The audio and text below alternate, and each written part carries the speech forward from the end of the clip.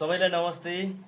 मेरो YouTube channel इटी सोल्युसनमा आज पनि हामी चाहिँ सेट 10 मा विशेष गरेर नेपाल विद्युत प्राधिकरण ले 3, 4, 5 तहमा सोधेका महत्त्वपूर्ण अब्जेक्टिभ क्वेसनहरूलाई जम्मा गरेर चाहिँ मैले तपाईहरू समक्ष दिने प्रयास गरेको छु।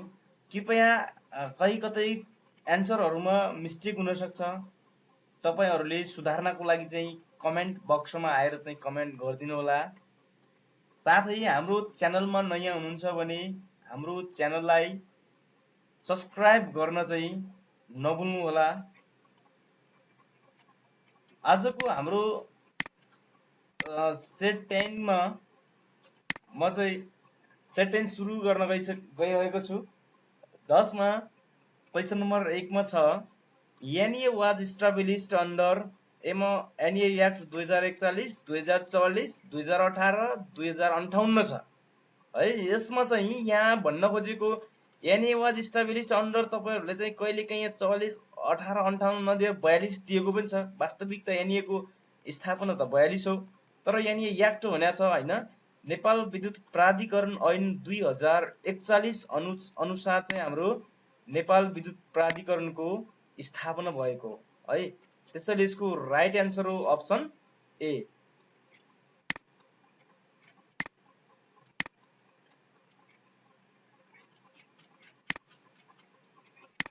साथै क्वेसन नम्बर 2 मा छ ट्रान्समिसन लाइनमा मर्मत गर्दा इलेक्ट्रिसियनले के काम गर्दछ भन्छ। एमा चाहिँ ट्रान्समिसन लाइनको दुवैपट्टिको सर्किट ब्रेकर अफ गर्नुपर्छ। एकदम ठीक छ, राइट। सर्किट ब्रेकरलाई लाइनबाट छुट्याई फेरि लाइन जोड्न नहुने गरी ताला मार्ने र साँचो आफैसँग राख्ने, एकदम राइट। लाइनलाई मर्मत गर्ने ठाउँ नजिकै सर्ट गरी अर्थसँग जोड्ने छ, जाड्ने भए चाहिँ जोड्ने हो है। यसको चाहिँ राइट एन्सर होस् माथिका सबै है। यसको राइट एन्सर चाहिँ माथिका सबै, किनकि हामीले यो माथिका सबै कार्यहरू गर्नुपर्ने हुन्छ। त्यसैगरी क्वेसन नम्बर 3 मा छ इक्विपमेन्ट अर्थिङ किन गरिन्छ भन्छ। मेटल पार्ट्सको सुरक्षा गर्न, अपरेटरको सुरक्षा गर्न, बिजुलीको महसुल कम गर्न, माथिको कुनै पनि होइन छ। यसको राइट एन्सर हो हाम्रो चाहिँ इक्विपमेन्ट अर्थिङ भनेको अपरेटरको सुरक्षा गर्नलाई चाहिँ गरिन्छ है। त्यसैगरी क्वेसन नम्बर 4 मा छ 3 वटा फेज तारहरू सर्ट सर्किट हुँदा यसले के बढाउँछ भन्छ। ए मा जीरो करेन्ट, बी मा सिमेट्रिकल फल्ट करेन्ट, सी मा असिमेट्रिकल फल्ट करेन्ट, डी मा माथिका सबै भन्छ। हाम्रो चाहिँ 3 वटा फेज तारहरू भनेको छ। फेज तारहरू तीनटै फेज तारहरू सर्ट हुनु भनेको चाहिँ सिमेट्रिकल फल्ट हो है। र असिमेट्रिकल फल्ट भनेको हाम्रो यो सी नम्बरको अप्सनमा कस्तो हो भने कुनै एउटा फेज गएर ग्राउन्डसँग कुनै दुईटा फेज सर्ट हुनु हो है। त्यसैगरी 5 मा छ नेपालको स्ट्यान्डर्ड फ्रिक्वेन्सीको स्तर 50 हर्ज कतिसम्म घटबढ गर्न सकिन्छ भन्छ। ए मा चाहिँ 2.5%, बी मा 3%, सी मा 5%, डी मा कुनै पनि होइन छ। यसको राइट एन्सर हो अप्सन ए 2.5% चाहिँ नेपालको स्ट्यान्डर्ड फ्रिक्वेन्सीमा घटबढ गर्न सकिन्छ है। त्यसैगरी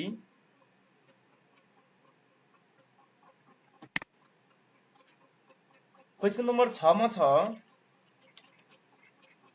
जलविद्युत आयोजनाहरूको मर्मत सम्भार कुन समयमा गरिनु उपयुक्त हुन्छ भन्छ। ए मा वर्षायाममा, बी मा सुक्खायाममा, सी मा रातिको समयमा, डी मा माथिको सबै। अब जलविद्युत आयोजनाहरूको मर्मत सम्भार जस्तो कि बर्खायाममा भन्ने पनि हुँदैन, सुक्खायाममा भन्ने पनि हुँदैन हाम्रो त, किनकि कन्टिन्यू चाहिँ बेसलोड प्लान्टहरू त कन्टिन्यू सप्लाई दिन पर्यो नि हैन। बर्खायाम 6 महिना चल्छ, सुक्खायाम पनि 6 महिना चल्छ, त्यसो गरेर हुँदैन। यो बर्खायाम होस् या सुक्खायाम हो त्यसको मतलब हुँदैन। हाम्रो चाहिँ के हुन्छ भने जलविद्युत आयोजनाहरूको मर्मत सम्भार चाहिँ रातिको समयमा गर्नु यसको चाहिँ राइट एन्सर हुन्छ। रातिको समयमा गर्नु एकदम उपयुक्त हुन्छ।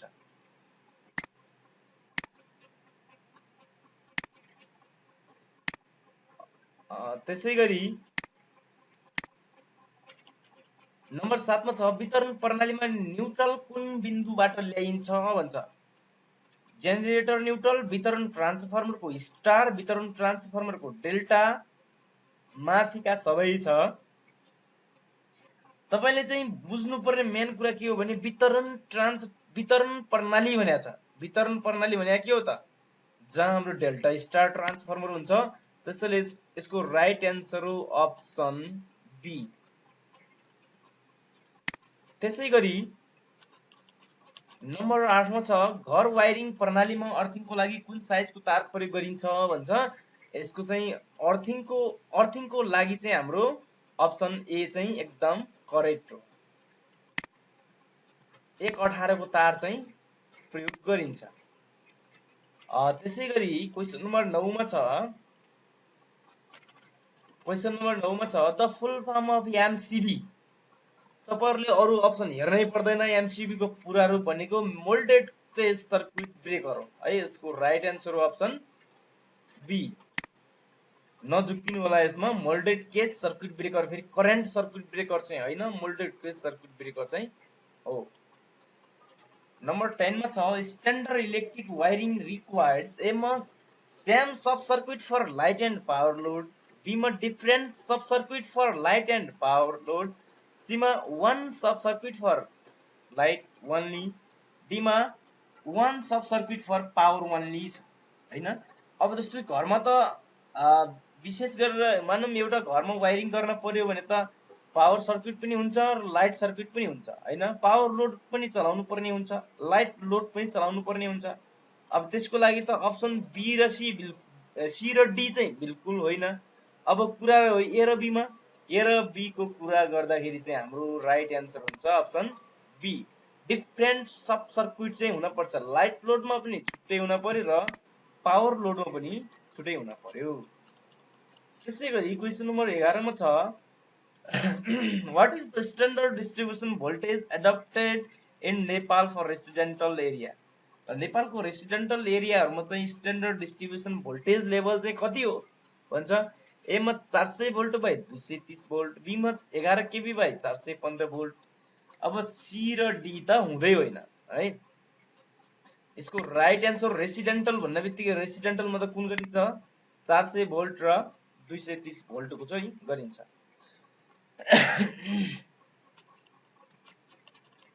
त्यसै गरी क्वेशन नम्बर 12 मा छ distribution transformer are usually connected in star delta delta star delta delta star star. ल तपाईहरुले चाहिँ डिस्ट्रिब्युसन ट्रान्सफर्मर भनेको छ। डिस्ट्रिब्युसन त के हो, डिस्ट्रिब्युसनमा न्युट्रल चाहिन्छ। न्युट्रल दिने त डेल्टाले होइन, न्युट्रल दिने स्टारले हो। त्यसैले यसको राइट एन्सर हुन्छ अप्सन बी, डेल्टा स्टार चाहिँ हुन्छ। त्यसै गरी 13 मा छ the most economical distribution system is DC supply, B मा 3 फेज 3 वायर एसी, सी मा single phase AC system, D मा 3 फेज 4 वायर एसी सिस्टम।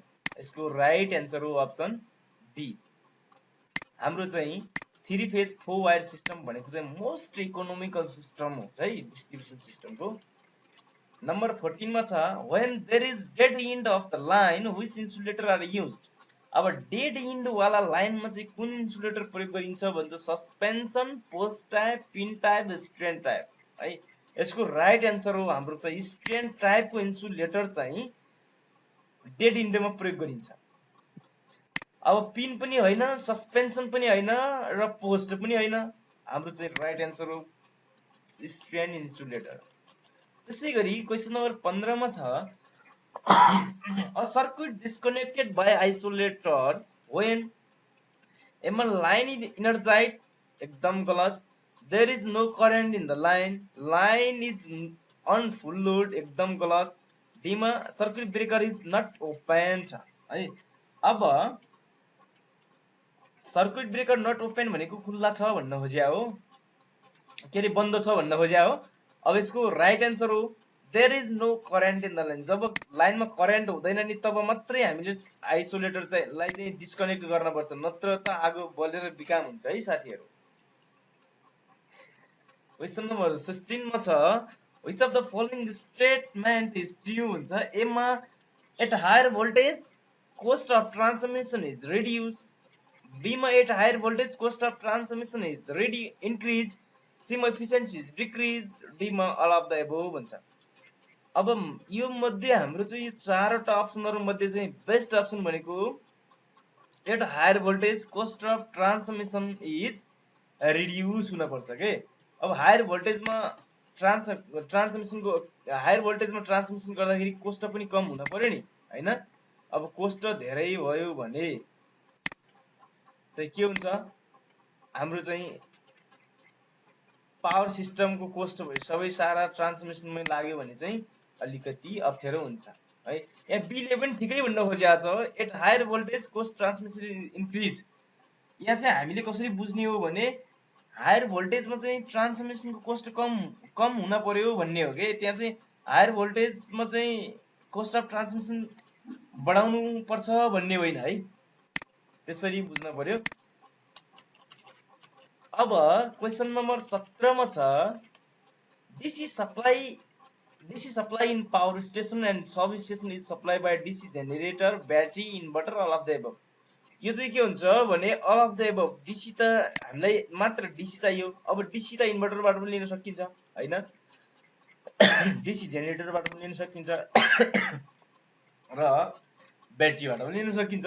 तपाईलाई एक्साइटेसन भन्थ्यो अल्टरनेटरमा, पावर स्टेसनको अल्टरनेटरमा एक्साइटेसन भन्थ्यो भने चाहिँ हाम्रो चाहिँ ब्याट्री र म्याक्सिमम चाहिँ ब्याट्री नै युज हुन्छ है। त्यसैगरी 18 मा छ the medium voltage sub transmission in Kathmandu valley. ल काठमाडौँ भ्यालीको कुरा गरेको छ यहाँ, यो चाहिँ एक्जाममा सोधेको क्वेशन हो। यो चाहिँ तपाईहरुले आँखा चिम्म गरेर सीमा लगाइदिनु टिप। काठमाडौँमा चाहिँ 66 केभी चाहिँ अब मिडियम भोल्टेज छ है, 132 भनेको चाहिँ हाई हो, मिडियम भनेको 66 केभी। त्यसैगरी 19 मा छ the main reason for using high voltage for long distance power transmission is एम reduction in transmission losses, B मा increase in system reliability,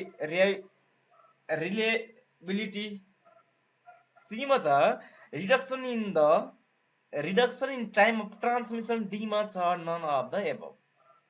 अब यसको के हुन्छ त, main reason for using high voltage for long distance हैन, high voltage long distance power transmission गर्दाखेरि कुन रिजन हुन्छ भन्छ।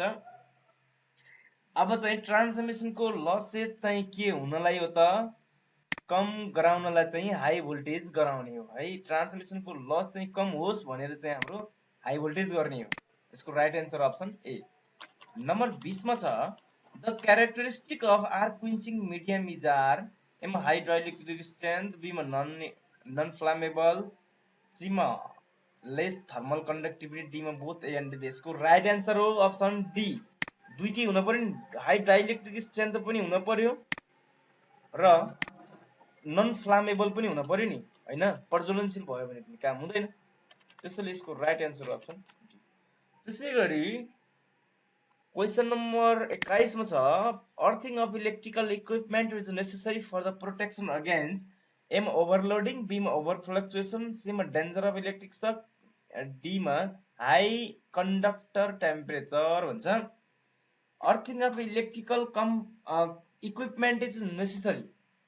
अब इलेक्ट्रिकल इक्विपमेन्टमा अर्थिङको नेसेसरी चाहिँ के को प्रोटेक्सन गर्नको लागि भन्छ, overload, voltage fluctuation, danger of electric shock, high conductor temperature. यसको राइट आन्सर हो यो सबैभन्दा उत्तम भनेको चाहिँ के हो त, option C, danger of electric शकबाट त हो नि हैन इक्विपमेन्ट अर्थिङ भनेको।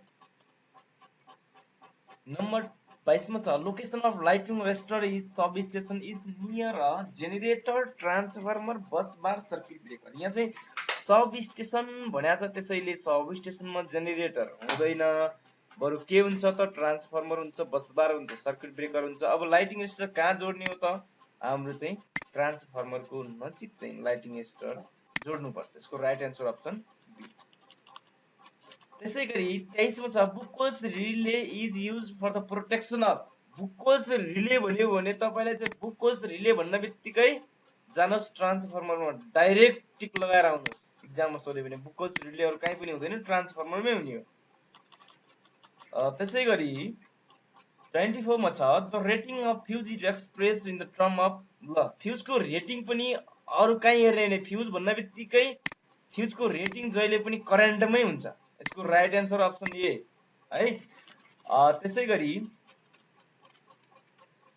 25 मा छ the advantage of neutral earthing is एम सेफ्टी अप्रोचनल बीम reduction of earth current C मा elimination of arcing ground D मा नन अफ द एबभ छ अब यसको राइट आन्सर हो अप्सन सी अब आर्किङ ग्राउन्डलाई चाहिँ इलिमिनेसन गर्नको लागि चाहिँ न्यूट्रल अर्थिङ चाहिँ गरिन्छ है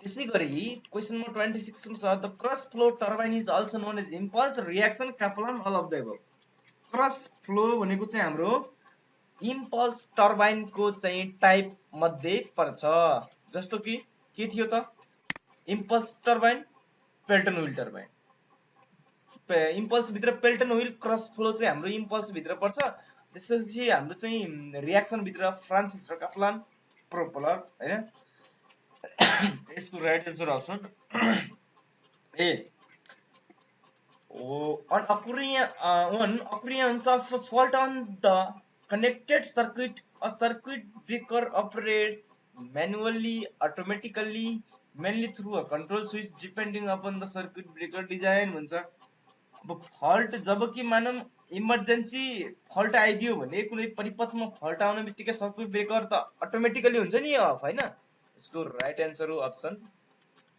बी अटोमेटिकली चाहिँ हुन पर्यो त्यसैगरी 28 मा छ the system frequency must be within 1% of the declared frequency 0.1% of the declared frequency 10% of the declared frequency plus minus 3 hertz of the plus minus 3 hertz होइन यो पनि पर्सेन्टेज हो है ल पर्सेन्टेज हो प्लस माइनस 3% सिस्टम फ्रिक्वेन्सी को plus minus हामीले चाहिँ फ्रिक्वेन्सी प्लस माइनस 3% गर्न सकिन्छ नेपालको केसमा चाहिँ 2.5 हो यो चाहिँ यहाँ चाहिँ सिस्टम फ्रिक्वेन्सी भनेको त नेपाललाई मात्र हेर्ने होइन यो विश्वकै कुरा हो जहाँ पनि 3.3 प्लस माइनस 3% चाहिँ कन्भर्ट गर्न सकिन्छ 29 मा छ the potential transformer is sensitive toward change in voltage change in current, change in power, change in frequency. अब पोटेन्शियल ट्रान्सफर्मर को काम के हो भोल्टेज हैन भोल्टेज लाई हाई भोल्टेज र लो भोल्टेज मेजर गर्ने त्यसैले यसको राइट आन्सर चाहिँ भोल्टेज चेन्ज इन भोल्टेज मा चाहिँ सेन्सिटिभ हुन्छ के दुवैतिर 30 मा छ a transformer can increase the voltage decrease the voltage same frequency both and B none of the अब ट्रान्सफर्मर काम के हो त भोल्टेज चाहिँ घटाउने बढाउने काम हो त्यसैले यसको राइट आन्सर हो अप्सन सी आज चाहिँ हाम्रो आजको एमसीक्यूहरु यति नै हो अहिलेसम्म हाम्रो भिडियो हेरेर साथ दिनु हुने सबै हाम्रो भ्युअर्सहरुलाई एकदम थ्यांक यू सो मच भन्न चाहन्छु र कृपया हाम्रो च्यानलमा यदि नयाँ हुनुहुन्छ भने तपाईहरुले चाहिँ च्यानललाई सब्स्क्राइब गर्न चाहिँ नभुल्नु होला र सँगै रहेको बेल आइकनलाई चाहिँ थिच्नु होला साथै हाम्रो भिडियोलाई लाइक शेयर अनि कमेन्ट गर्न चाहिँ पटक्कै नभुल्नु होला है त सबैलाई थ्यांक यू सो मच